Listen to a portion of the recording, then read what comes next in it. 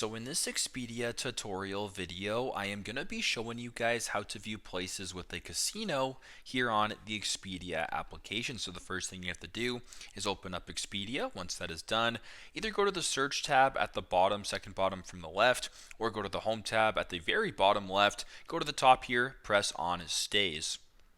Once stays is selected, either select a city that you want to be going to, or just go to your recent searches. For this example, I'll just use my recent search right here of New York City. Then press on search.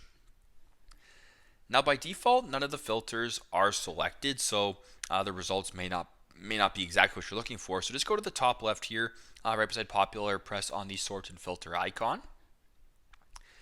Then where it says filter by, just scroll down to where it says amenities right here. And if you're looking for a casino, look for the casino icon. So if you keep going to the bottom left here, there's a dice icon.